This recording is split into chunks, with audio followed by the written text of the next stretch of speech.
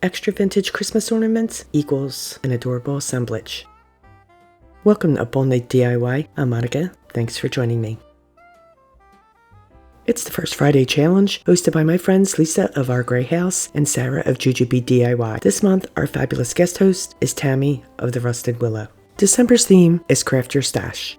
A couple of weeks ago, I made this vintage ornament wreath for my friend Jen, and there were plenty of ornaments left over, so I thought I'd make her an assemblage from the rest.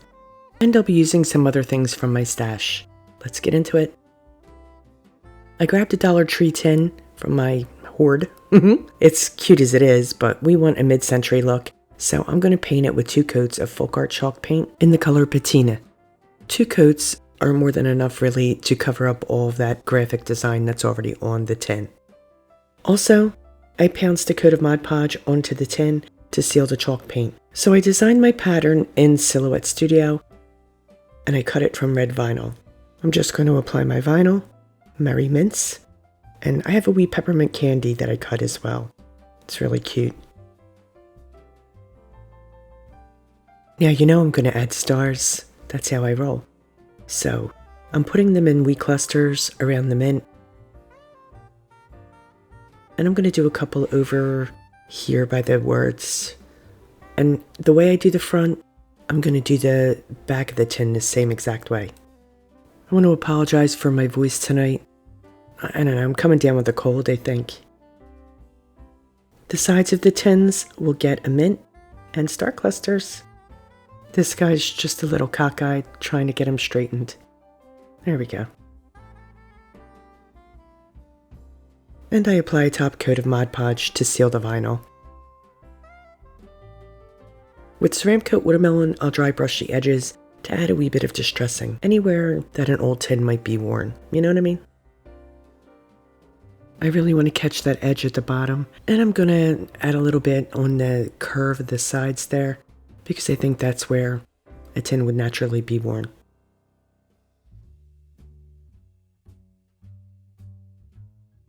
To pull in some green, I'll add a drop shadow with Ceramcoat Parsley. I'm using a liner brush for this, and I'm going to stay on the left side of the elements and the lettering.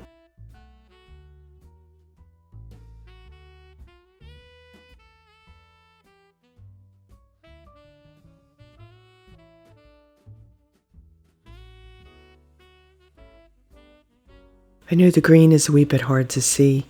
Once it dries and you get the close-up, you'll be able to see it much better.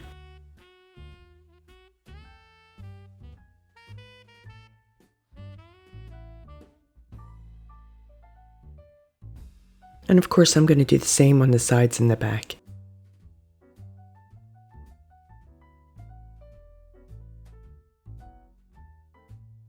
I'm also going to add a highlight of white to the right of the elements and the lettering. So just opposite, everywhere where I put a green drop shadow, I'll add a white highlight.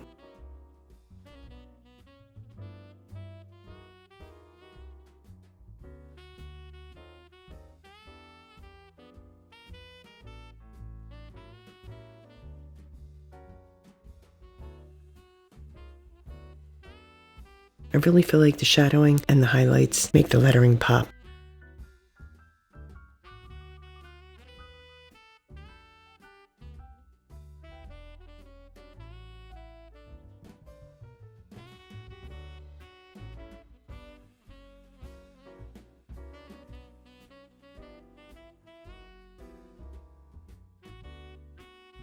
I cut a chunk from a random piece of styrofoam to fit inside the tin, and I glued a piece of cardboard to the top to provide a nice flat surface to attach all of our ornaments to. I'm using 3-in-1 glue to adhere the foam to the tin. It won't melt the foam, and it'll keep it from shifting around.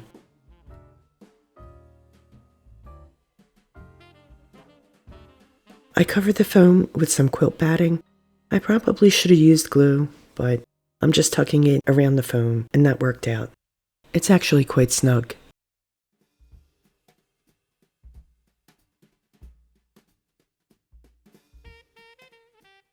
To add some shimmer, I sprinkle the top with Iridescent Glitter.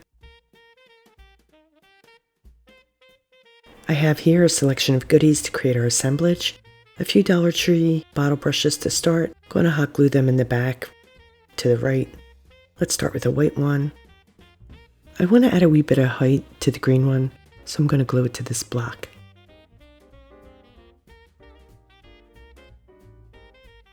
Let's add another white one alongside it.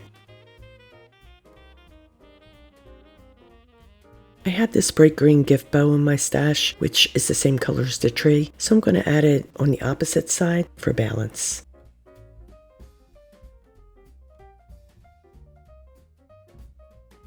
One of the vintage red glass balls behind it, and then I'm going to tuck this Sweet Jack and Jill ornament in the front.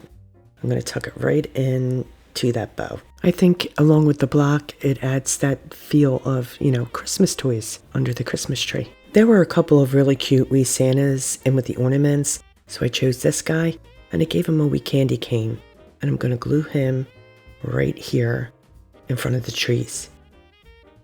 Put him on a wee bit of an angle. There's also this classic elf knee hugger, which is a must, and this little present, and this tiny wee red ball. So we'll fill in this corner with all of those.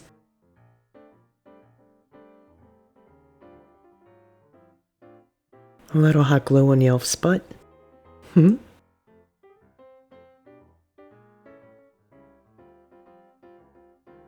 I have these vintage style bulbs. These bulbs are actually from a Dollar Tree necklace that I bought last year. I'm going to add them between Santa and the elf.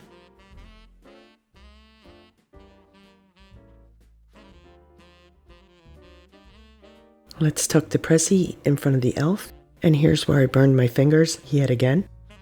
I'll fill in the gap in front of Santa with a sequin ball.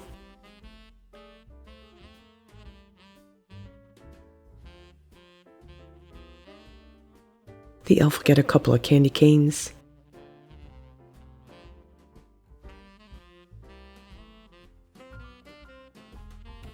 Let's add a gold star. Why not? This star is from Dollar Tree Table Scatter. It's a couple years old. I didn't see it this year. Another blue glitter bowl in the back to pull in that color over here. A red bulb in the back. I want this to look full from every angle. Now we're just going to fill all of the nooks and crannies. We're going to fill this bear up. I'm going to add some of these glitter bowl fillers in all the various little open gaps. As a finishing touch, I'll trim the edge of the tin with this wire garland, also from Dollar Tree. This is that chintzy stuff that I used a couple of weeks ago on a project. It tends to fall apart, but I love it.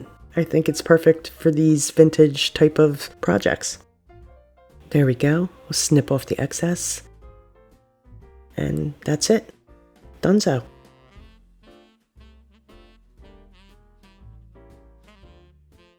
Along with the wreath, I think this is a really great way to display some of your vintage ornaments. It's just so cute. I love to put together an assemblage. I love all the wee doodads and fiddly bits. Let me know what you think. Many thanks to Lisa, Sarah, and Tammy for bringing us all together. Links to their channels, as well as the playlist, are in the description box, along with a list of my supplies. See? It's pretty from all angles.